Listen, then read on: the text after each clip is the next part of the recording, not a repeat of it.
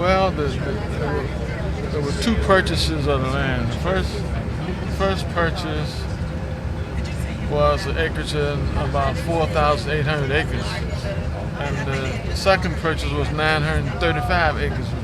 So we had ownership of this land in two financial arrangements, and we were paying annually a certain amount of money, about $150,000 annually. And until 1970 something, we kept up with the payments. Legislation was passed by the federal government not to allow them to take anybody's land during one period of time.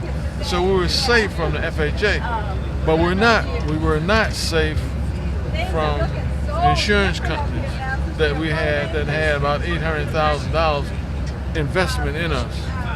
And that's how our foreclosure was started against the land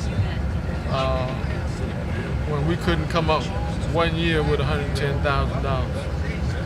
For 17 years, we held on to this land. We came up with the money every year to pay on time. But when we hit 5 straight years of drought, and the federal government refusing. One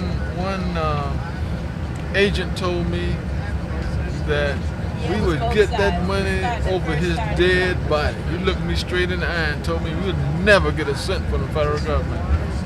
So I knew that I had to go above him to get the loan. So I went to the FHA in Washington, D.C., federal government there, and that's the only way it took us 3 years to override the local decision not to fund us, not to loan us money. And this is the land right here.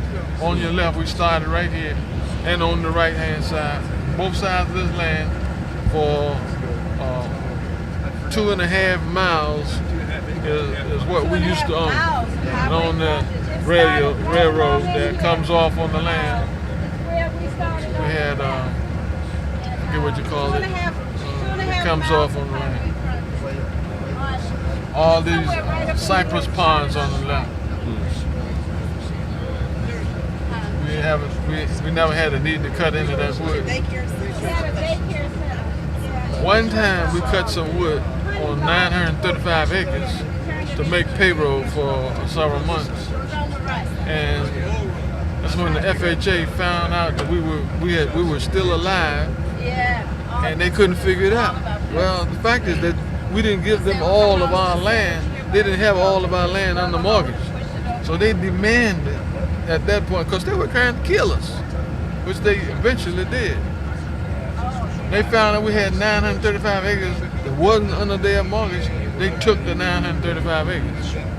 So that we had no maneuvering ability. If something bad happened, I could sell some timber or sell some cypress or do something else with the land to make sure that we would live. And there's a whole system of ponds that went. How could they take that acreage? What was the plan? They didn't take it as such. What they said was that we had started getting loans from the FHA. And what they said was that if we didn't allow them the mortgage on all of the land, that they wouldn't loan us any more money. They wouldn't loan us a cent. The big house in Stanley and Company. We were able, we borrowed $50,000, and they wanted us to pay them back $50,000. We borrowed $50,000 with the promise that they were going to loan us $200,000. And then we used $200,000 didn't meet it. They didn't loan us the money. So all of this is a part of our suit.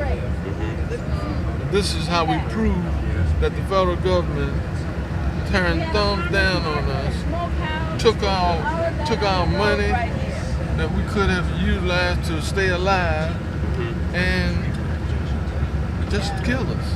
There was a time when I couldn't even come this way. I go all around to keep from riding through that property. I can deal with it better now than I could the first few years after we lost it.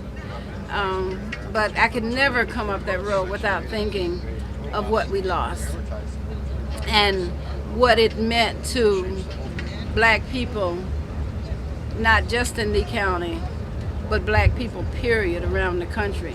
To lose 6,000 acres of land in one swipe was a huge loss when you look at the amount of land that's been lost by black people and the little that we have left.